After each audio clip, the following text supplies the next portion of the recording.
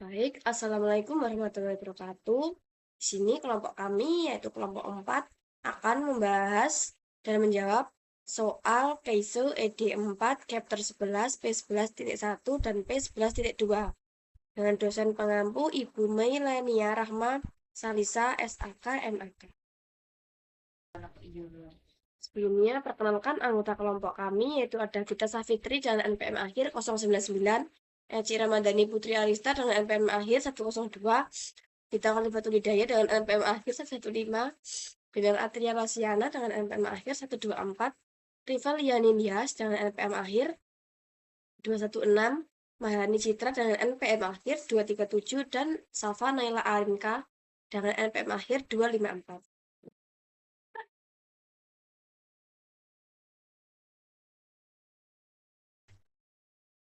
Baik, di sini saya akan membahas mengenai soal A, A1. Nah, ini itu menghitung beban penyusutan dengan metode strike line method. Nah, sebelumnya kita harus menentukan harga perolehannya terlebih dahulu. Nah, ini ada harga belinya sebesar $85.000, lalu ada potongan tunai. Nah, karena dibayar pada tanggal 5 Mei, kan masih dalam periode 10 hari, maka masih mendapatkan diskon 2%. Karena pada soalnya yaitu ada 2/10 n/30. Berarti diskon 2% ini dikalikan dengan $85.000 sama dengan $1.700. Yaitu selanjutnya ada ongkos kirim sebesar $800, biaya pemasangan sebesar $3.800. Maka harga perolehannya yaitu $85.000 dikurangi $1.700 ditambah $800 ditambah $3.800 sama dengan $87.900. Lalu ada informasi dasar depresiasi. Biayanya yaitu sebesar $87.900. Estimated useful life sebesar 8 tahun.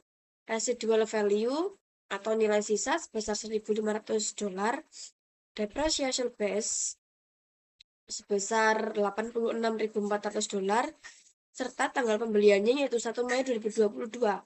Maka depresiasi 2022 dihitung 8 bulan, yaitu dari Mei sampai dengan Desember. Nah, ini kita akan membahas dengan metode strike line method atau garis lurus untuk 2022. Rumusnya yaitu cost dikurangi residual value dikali partial tahun, lalu dibagi dengan life. Beban per tahun yaitu $86.400 dibagi 8 tahun sama dengan $10.800. Selanjutnya beban 2022 yaitu 8 bulannya, $10.800 ini dikali dengan 8/12. Nah, 8 ini dihasilkan dari Mei sampai dengan Desember tadi. Dan 12 itu 12 bulan dalam 1 tahun. Maka hasilnya yaitu $7.200.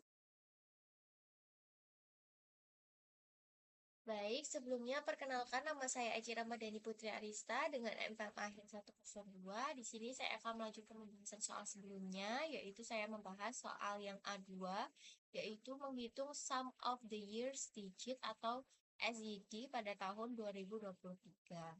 Nah, metode ini itu menggunakan pecahan angka tahun karena untuk umur 8 tahun itu jangka angka tahunnya adalah 1 ditambah 2 ditambah 3 ditambah 4 ditambah 5 ditambah 6 ditambah 7 dan ditambah 8 mendapatkan total atau hasil 36. Nah, karena belinya di tengah tahun yaitu tahun bulan Mei, maka tahun kalender 2023 itu mengambil dua jatah tahun penyuntikan. Yang pertama tahun ke-1 yaitu Mei tahun 2022 sampai dengan April tahun 2023, yaitu 8 dibagi 36 dikali dengan 86.400 mendapatkan hasil 19.200.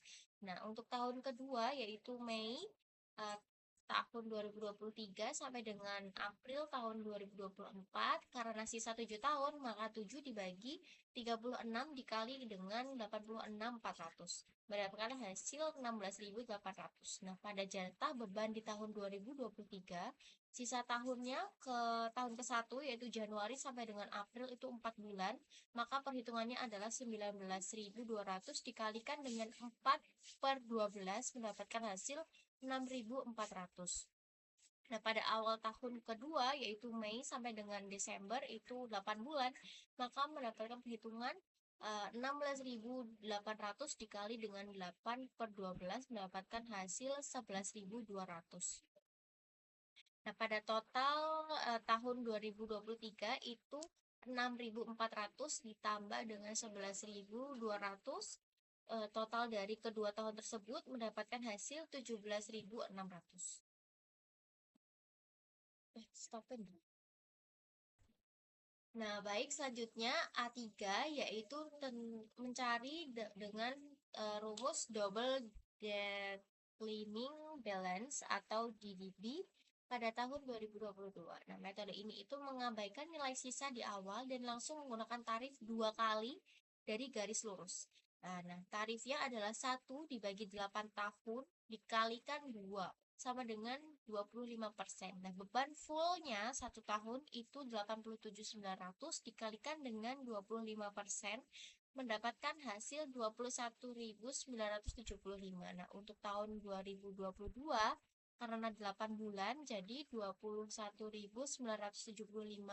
dikali dengan 8 dibagi 12 mendapatkan hasil 14.650.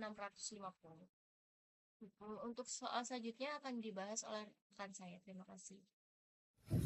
Nah, jadi soal selanjutnya adalah metode yang direkomendasikan.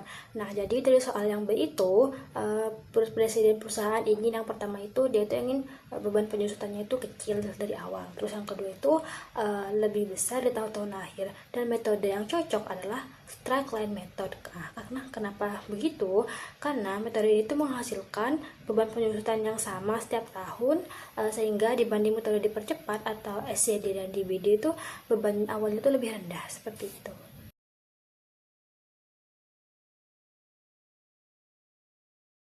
Baik, sebelumnya perkenalkan nama saya Riflan Dias Putri dengan NPM 216. Nah, jadi untuk soal pertama yaitu dengan metode straight line. Dan untuk metode ini, pertama kita cari dulu depresiasi per tahun dengan rumus cost dikurangi residual value lalu dibagi umur manfaat. Dan dari soal itu diketahui harga mesin 89.000 dan nilai residunya itu 5.000 dengan umur manfaat 7 tahun. Jadi perhitungannya itu 89.000 euro dikurangi 5.000 euro hasilnya 84.000 euro. Nah, lalu 84.000 itu dibagi 7 tahun sehingga didapat depresiasi sebesar 12.000 per tahun. Nah, tapi mesin itu dibeli tanggal 1 Juni 2022. Jadi pada tahun 2022 itu mesin hanya digunakan selama 7 bulan, yaitu dari Juni sampai Desember. Nah, karena itu depresiasi tahun 2022 itu harus diprorata. Jadinya 12.000 itu dikali 7 per 12 hasilnya 7.000 euro. Sedangkan untuk tahun 2023 mesin itu sudah digunakan penuh selama 1 tahun. Jadi depresiasinya itu langsung sebesar 12.000 euro. Nah, selanjutnya adalah metode units of output. Nah, penyusutan ini itu dihitung berdasarkan jumlah unit produksi. Pertama, kita cari dulu nih depresiasi per unit dengan rumus cost dikurangi residual value, lalu dibagi total estimasi produksi. Nah, di sini 89.000 euro itu dikurangi 5.000 euro dan hasilnya 84.000 euro. Kemudian 84.000 euro itu dibagi 525.000 unit sehingga didapat depresiasi sebesar 0,16 per unit.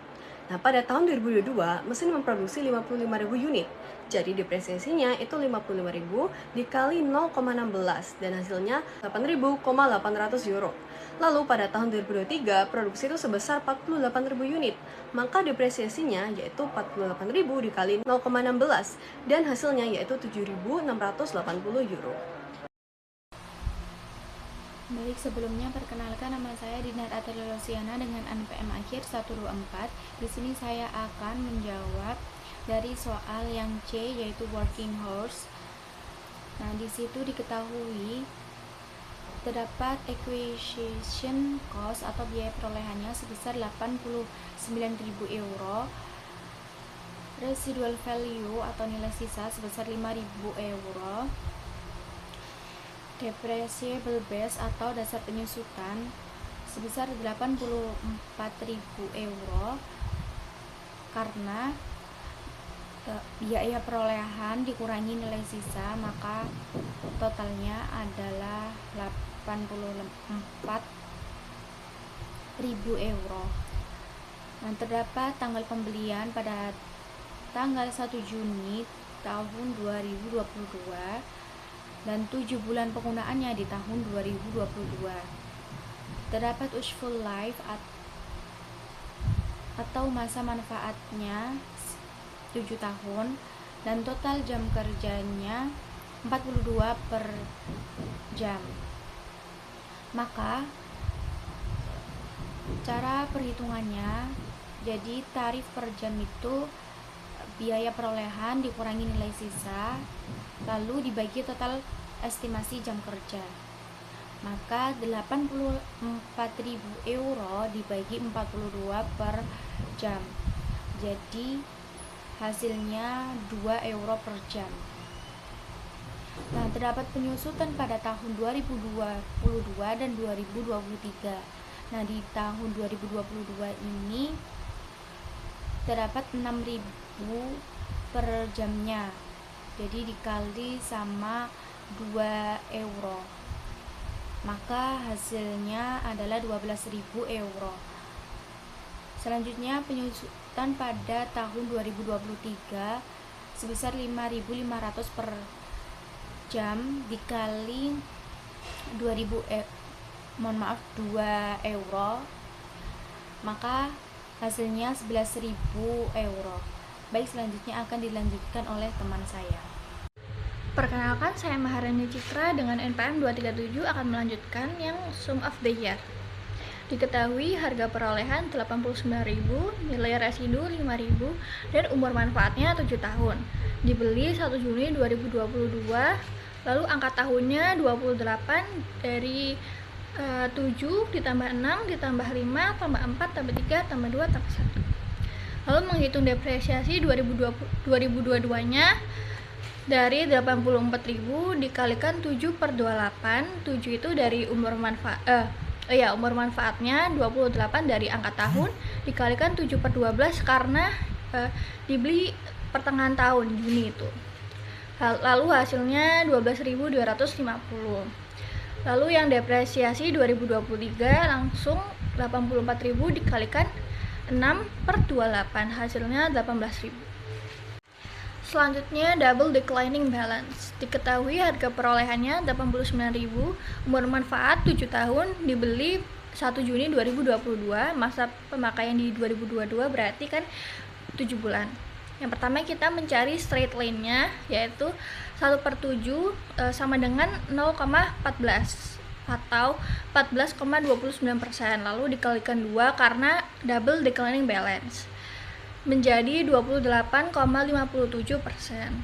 Lalu kita menghitung depreciation expense-nya yang 2022. 89.000 dikalikan persen itu tadi 28,57% dikalikan 7 per 12 karena penggunaan di tahun 2022 hanya 7 bulan sama dengan 14.833. Lalu book value-nya untuk digunakan di depreciation 2023 kita harus menghitung book value di 2022, yaitu dari 89.000 dikurangi oleh depreciation expense dari 2022 tadi, yaitu 14.833 sama dengan book value-nya 74.167. Itu book value tahun 2022. Lalu selanjutnya kita mencari depreciation expense 2023 menggunakan book value Desember 31 2022 tadi, yaitu 74.167 dikalikan oleh persennya 28,57% sama dengan 21.190. Lalu book value-nya 74.167 dikurangi oleh depreciation expense-nya yaitu 21.190 sama dengan 52.977. Perkenalkan, nama saya Safanela Rinka dengan NPM akhir 254. Di sini saya akan membacakan soal dan jawaban yang telah saya buat mengenai depresi. Untuk soalnya, PT Tambang Makmur memperoleh hak penambangan seluas 2.500 hektar di Kalimantan untuk menambang biji nikel. Biaya hak penambangan atau sewa lahan adalah 400 juta dan biaya eksplorasi yang berhasil pada area tersebut adalah 600 juta.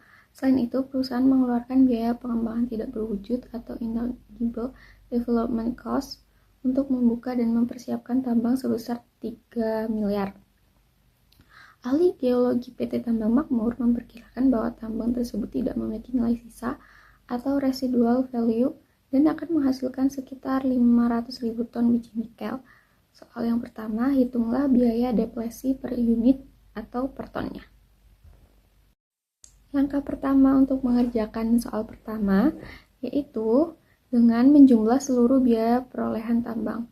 Ada biaya sewa lahan sebesar 400 juta, biaya eksplorasi sebesar 600 juta, biaya pengembangan sebesar 3 miliar, dan total biayanya atau cost-nya sebesar 4 miliar. Nah, biaya deflasi per unit itu dari total biaya dikurangi nilai sisa dan dibagi dengan total estimasi unit tersedia. Dan biaya deflasi per unitnya 4 miliar dikurangi 0 dibagi 500.000 ton. Biaya deflasi per unitnya menjadi 8.000 per ton. Ada lanjutan soal, yaitu jika pada tahun pertama operasinya perusahaan berhasil mengekstraksi sebanyak 80.000 ton biji nikel, maka kita diminta untuk hitung total beban deflasi tahun pertama dan buat jurnal mencatat deflasi tahun pertama. Nah, untuk menghitung total beban deflasi tahun pertama, itu unit yang diekstraksi harus dikalikan dengan biaya deflasi per unit. Jadinya 80.000 ton dikali 8.000 rupiah. Jadi total deflasinya menjadi 640 juta. Dan jurnalnya itu ada inventory atau persediaan biji nikel sebesar 640 juta berarti di debit, dan accumulated deflation atau akumulasi deflasi sebesar 640 juta berada di kredit.